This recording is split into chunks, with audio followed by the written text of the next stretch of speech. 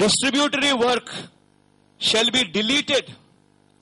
Distributory work shall be deleted from the scope of the contractor and executed separately. Whenever a new agreement is signed in pursuance of these orders, if the tender premium is not agreed on the distributory network rates as per memo number so and so dated 1/4/2010. అంటే ఇంతకు ముందు EPC contracts లో distributary works చేసేదానికి ఎకరాకు 4,700 చొప్పున, అంటే నీళ్లు అందించే దాంట్లో నీళ్లు ఇవ్వబోయే ఎకరాలు ఏదైతే ఉంటాయో 4,700 రూపాయలు పర్ ఎకరాకు మాత్రమే 4,700 రూపాయలు పర్ ఎకరా ఉండేది ఇంతకు ముందు ఈపీసీలో తీసుకున్న వాళ్లకు.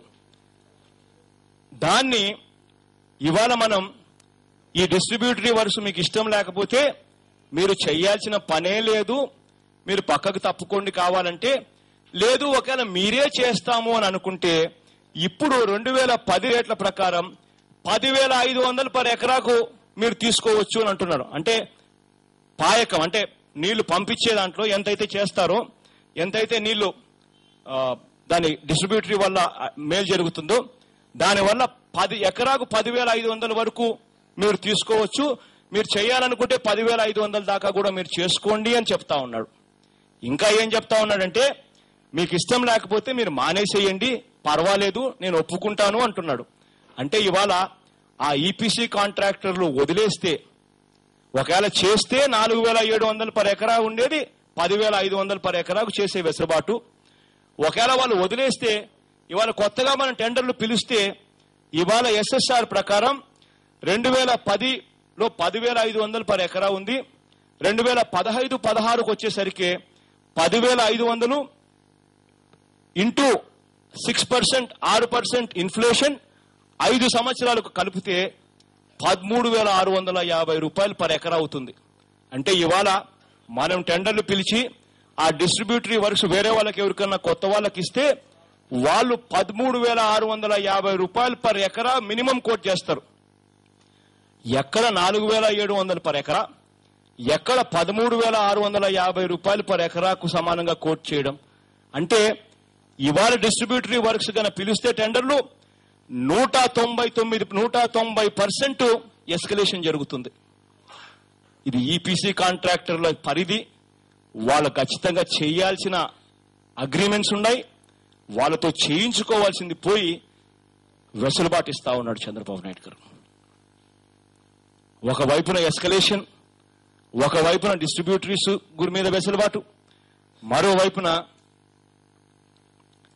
ఇంకొకటి 3వ class, as and when extra structures needed as well for extra quantities, as and when extra structures are needed as and well for extra quantities beyond the original scope of work, the EPC code shall be followed. అంటే ఇంతకు ముందు EPC అంటేనే ఏమిటి, design వాళ్ళదే. అంటే మన reservoir capacity ఇంత ఉండాలి అని మనం గవర్నమెంట్ చెప్తుంది, కెనాల్ కెపాసిటీ ఇంత ఉండాలి అని గవర్నమెంట్ చెప్తుంది. అది చెప్పిన పిమ్మట దానికి సంబంధించిన డిజైనింగ్ వాళ్ళే చేయాలి, దానికి సంబంధించిన డ్యామ్ ఆ కెపాసిటీకి సంబంధించి వాళ్ళే కట్టాలి, కెనాల్ కెపాసిటీస్కు ఆ మేరకు వాళ్ళే కట్టాలి. Engineering, procurement and construction including design అన్ని వాళ్ళయే. మన గవర్నమెంట్ ఊరికే వాళ్ళు చేస్తా ఉన్నది కరెక్ట్ గా చేస్తా ఉన్నారా లేదా అని సూపర్వైజ్ చేస్తాం. అటువంటిది ఇవాళ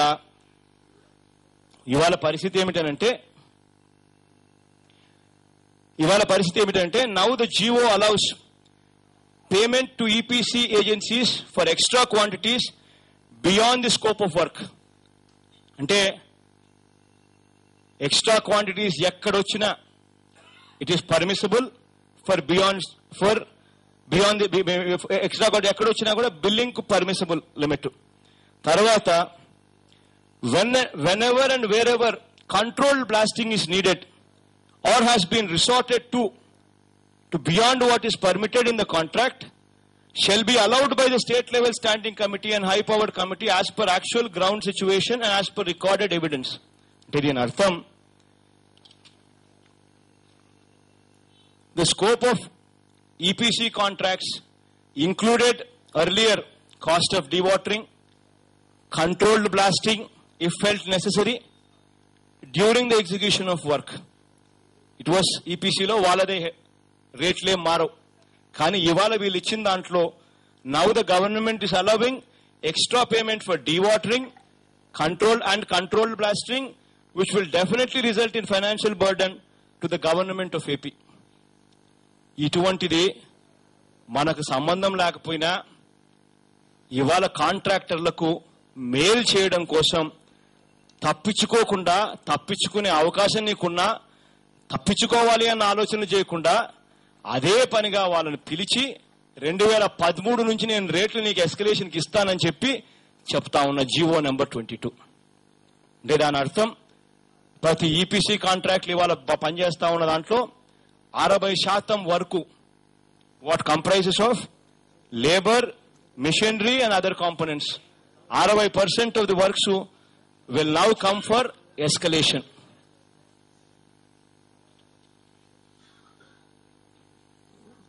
ఇసుక రాష్ట్రంలో బహుశా ఇవాళ ఉన్న ఇసుక రేట్లు ఎక్కడా లేవు. ఇసుక రేట్లు షాక్ కొడతా ఉన్నాయి. ఎంతగా షాక్ కొడతా ఉన్నాయనంటే ఇవాళ ఏ జిల్లా ఎడిషన్లో చూసినా ఇలా కనిపిస్తాయి.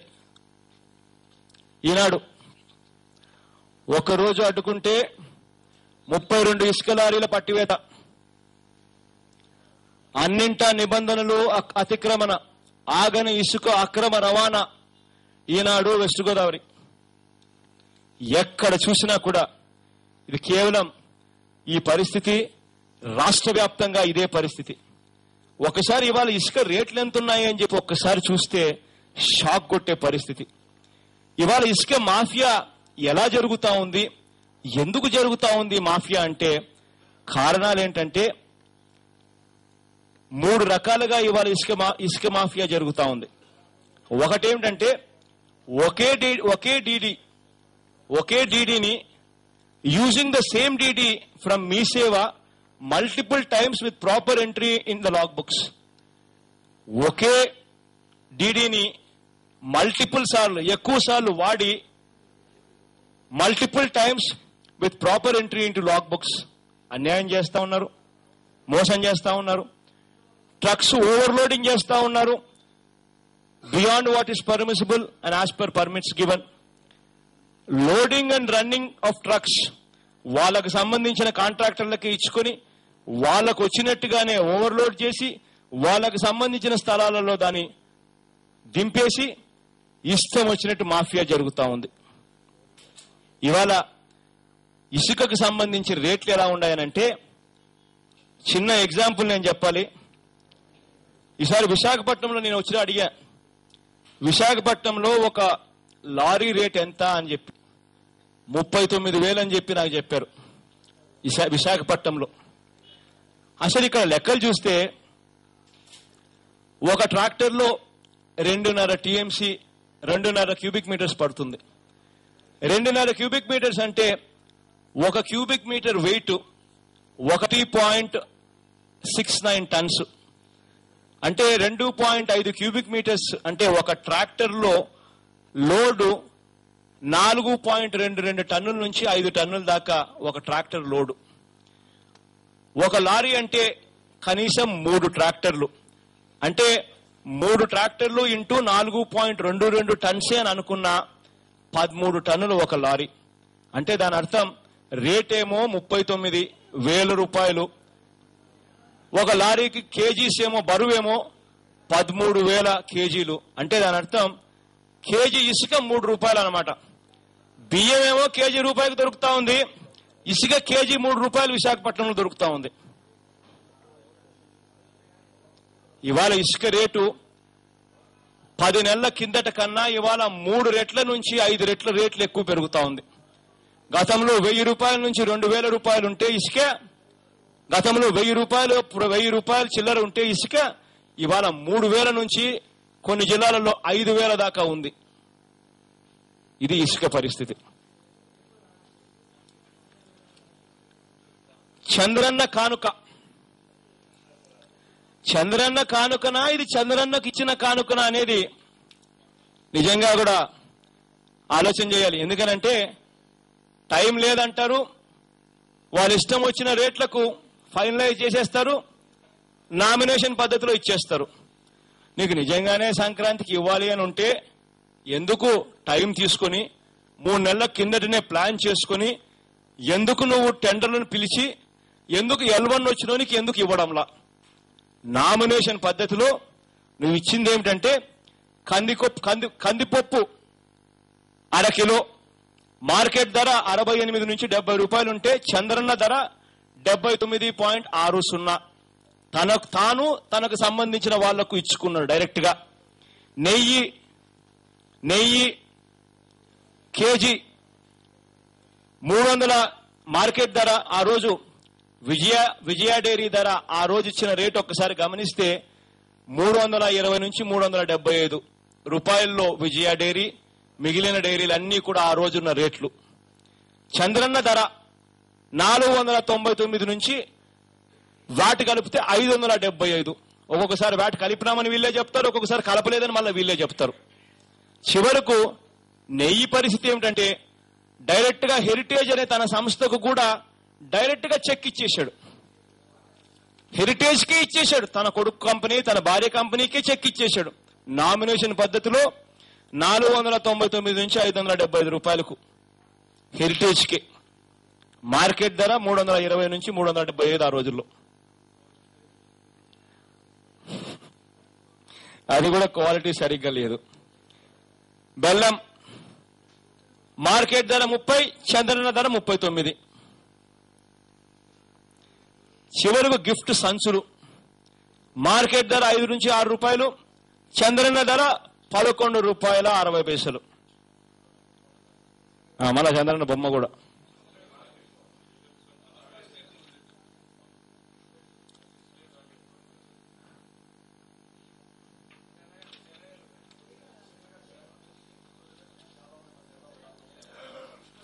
చంద్రన్న ఒకవైపునేమో డబ్బులు లేవంటాడు, సెక్రటేరియట్ దగ్గర ఏకంగా ఉండీలు పెడతాడు. అయ్యా వేయండి, 50 రూపాయలు 100 రూపాయలు కూడా డబ్బులు వేయండి, రాష్ట్రం దివాలా తీస్తా ఉంది, రాష్ట్రంలో డబ్బులు లేవని సెక్రటేరియట్ లో ఉండీలు కూడా పెడతాడు. మరోవైపున మా చంద్రన్న తిరిగేది మాత్రం ప్రైవేట్ జెట్సే. విమానం ఎక్కితే చాలు, మామూలు విమానాలు ఎక్కడు కదా, ఎక్కితే ప్రైవేట్ జెట్టే. 15 కోట్లు చంద్రన్న విమాన ఖర్చులు, ప్రైవేట్ జెట్స్ ఖర్చులు. జియో నెంబర్ 30. చివరకు చంద్రన్న పరిస్థితి ఎలా ఉందనంటే యోగా క్లాసులు పెడతాడు. 2 రోజుల 3 రోజుల కార్యక్రమం నాకు తెలియదు కానీ యూట్యూబ్ లో అయితే ఎక్కడ చూసినా కూడా చంద్రబాబు నాయుడు గారు వేసిన స్టెప్పులు డాన్సులు అయితే ఎంత హిట్ అయిపోయాయనంటే, ఆహా ఏమి స్టెప్పులు వేసాడంటే చంద్రన్న మాత్రం పేరుకేమో యోగా అంటాడు. ఇచ్చింది 1,05,00,000 జియో నెంబర్ 500. ఇది కాక ఇంకో 1 కోటి రూపాయలు కూడా ఇచ్చారు అని అన్నారు. 2 కోట్లు మొత్తం ఖర్చు అయిందని అన్నారు. కానీ ఆ జియో నా దగ్గర లేదు కాబట్టి, జియో నెంబర్ 500 మాత్రం నా దగ్గర ఉంది కాబట్టి దీని ప్రకారం నేను మాట్లాడితే బాగుంటుంది కాబట్టి 1,05,00,000 అని చెప్తా ఉన్నా. యోగా చేయడానికి నేర్పించేదానికి సిద్ధంగా ఇవాళ గవర్నమెంట్ కు రూపాయి డబ్బు తీసుకోకుండా కూడా వచ్చి నేర్పించే వాళ్ళు కూడా రెడీగా ఉన్నారు.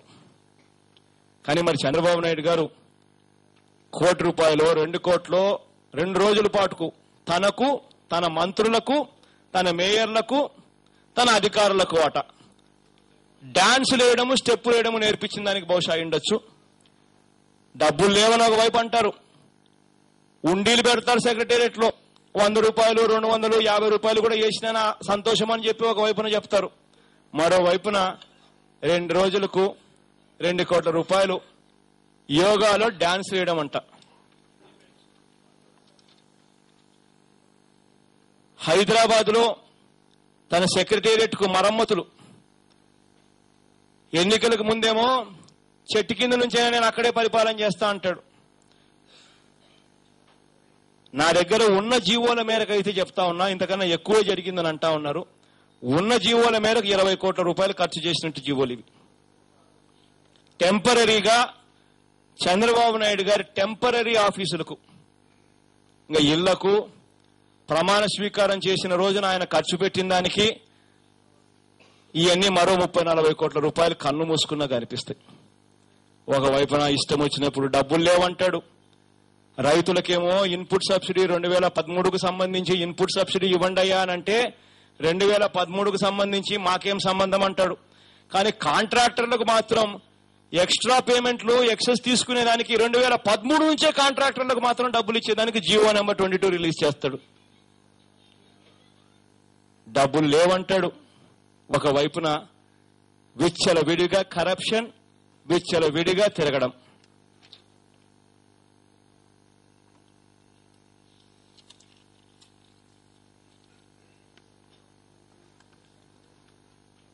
కంక్లూషన్ దగ్గరికి వచ్చేసాం. ఎవరు అబ్జెక్షన్ చెప్పలే కాబట్టి మీ అధికారంలోకి వచ్చిన వెంటనే వచ్చిన వెంటనే చంద్రబాబు గారిని చూసినప్పుడు అదే బాబు అవే మాటలే కనిపిస్తాయి. చరిత్ర మళ్ళీ పునరావృతం. మళ్ళీ ఇంతకు ముందు చంద్రబాబు నాయుడు గారు చెప్పినట్టే అవే విజన్ మాటలు. విజన్లలో కాస్త డేట్లు మారాయి. ఇంతకుముందు 2020 అనేవాడు, ఇవాళ 2029, 2050 అని చెప్పి అంట మొదలు పెడతా ఉన్నాడు. మళ్ళీ అవే కన్సల్టెన్సీలకే 100 కోట్ల రూపాయల మేరకు జీవోలు ఇష్యూ చేస్తారు. కాకపోతే కాస్త పేర్లు మారుతున్నాయేమో. ఇంతకుముందు మెకెన్సీలు అనేవాళ్ళు, ఇప్పుడు పేర్లు వేరేటి ఏదో మారుస్తా ఉన్నారు. మళ్ళీ అవే డావోస్ ట్రిప్పులు. సంవత్సరం డావోస్కు పోతాడు. స్విట్జర్లాండ్ కదా, బాగా చల్లగా ఉంటుంది కాబట్టి సంవత్సరం మళ్ళీ అవే డావోస్ ట్రిప్పులు. మళ్ళీ అవే జీరో బేస్డ్ బడ్జెట్ అంటాడు. మళ్ళీ ఇవాళ జీరో బేస్డ్ బడ్జెట్ అని చెప్పి మళ్ళీ ఇవాళ ప్రవేశపెట్టాడు. మళ్ళీ అవే సింగపూర్లు,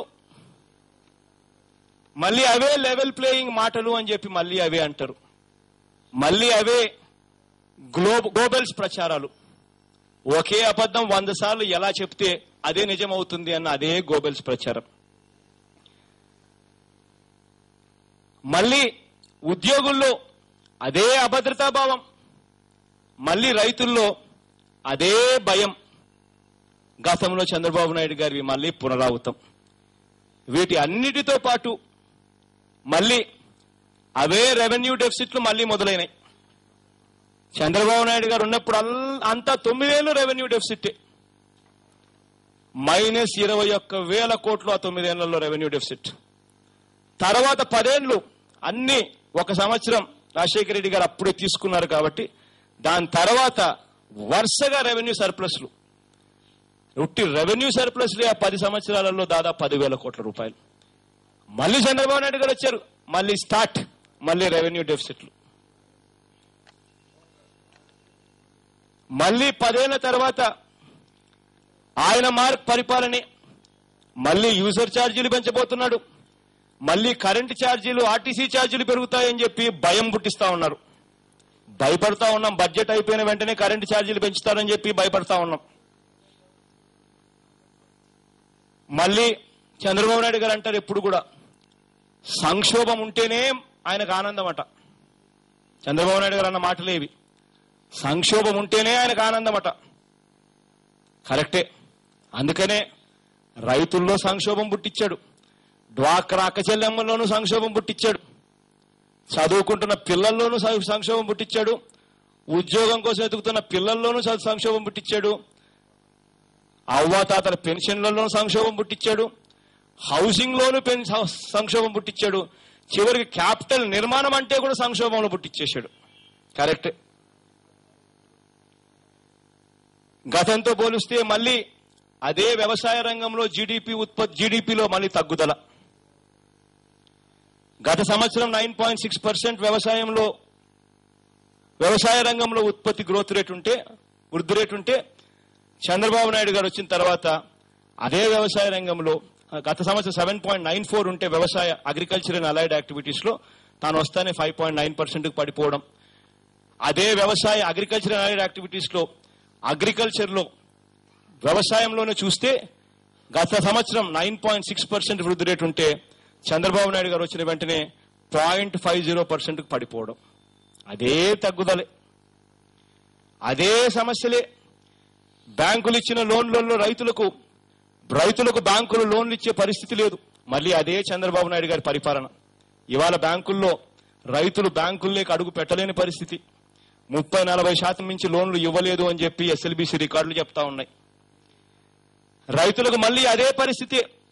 క్రాప్ ఇన్సూరెన్స్ కూడా రైతులకు అందరి పరిస్థితి. కరువు వచ్చినా దిక్కు లేదు, కరువు వచ్చినా క్రాప్ ఇన్సూరెన్స్ లేదు మనకు.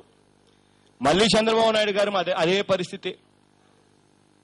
కనీస మద్దతు ధర వరికి 50 రూపాయలు మాత్రమే పెంచారు. అదే పరిస్థితులే మళ్ళీ స్టార్ట్ అయ్యాయి. ధాన్యం అమ్ముకోవాలనంటే మళ్ళీ అదే కష్టపడే రోజులు వచ్చాయి. మళ్ళీ చంద్రబాబు నాయుడు గారి మాదిరిగానే గతంలో ఆస్తులు అప్పులు నిష్పత్తి రేషియో చంద్రబాబు నాయుడు గారు అధికారంలోకి వచ్చే నాటికి 1994లో ఆస్తులు అప్పుల నిష్పత్తి రేషియో ఆస్తులు 101 ఉంటే అప్పులు 100 ఉండేటివి. మళ్ళీ చంద్రబాబు నాయుడు గారు దిగిపోయే నాటికి ఆస్తులు 50కి పడిపోయాయి, అప్పులు 100 ఉన్నాయి. మళ్ళీ కష్టపడి ఈ 10 సంవత్సరాలలో మళ్ళీ ఆస్తులు 105కు పెరిగితే అప్పులు 100కు వచ్చాయి. మళ్ళీ చంద్రబాబు నాయుడు గారు వచ్చారు. మళ్ళీ అప్పులు ఆస్తుల నిష్పత్తి చూస్తే మళ్ళీ తరుగుదలే ఆస్తుల్లో. అసలు ఎవరికి మేలు చేసే బడ్జెట్ ఇది? నేను అడుగుతా ఉన్నా చంద్రబాబు నాయుడు గారికి. బడ్జెట్ ప్రవేశపెట్టారు, అసలు ఎవరికి మేలు చేసే బడ్జెట్ ఇది అని అడుగుతా ఉన్నా. రైతులకు మేలు చేసే బడ్జెట్ కాదు, డ్వాక్రా అక్క చెల్లెమ్మలకు మేలు చేసే బడ్జెట్ కాదు, ఫీజు రీయింబర్స్మెంట్ కూడా కనీసం కేటాయింపులు లేక పిల్లలను కూడా సైతం మేలు చేసే బడ్జెట్ కాదు. నిరుద్యోగ భృతి 1,75,00,000 ఇళ్లు ఇవాళ రాష్ట్రంలో ఉన్నాయి. 1,75,00,000 ఇళ్లు ఎదురు చూస్తా ఉన్నాయి. 2,000 రూపాయలు నిరుద్యోగ భృతి ఎప్పుడు ఇస్తారని. 1,75,00,000 అంటే ఇంటూ 2,000 అంటే నెలకు 3,500 కోట్లు, సంవత్సరానికి 42,000 కోట్లు. 42,000 కోట్లు ఎక్కడైనా బాగా కనిపిస్తుందేమో అని చెప్పి వెతికాం బడ్జెట్ డాక్యుమెంట్ అంతా. ఎక్కడా కూడా నిరుద్యోగ భృతికి ఎక్కడా కూడా 42,000 కాదు కదా, దాంట్లో 1%, 2% కూడా కనపడని పరిస్థితి.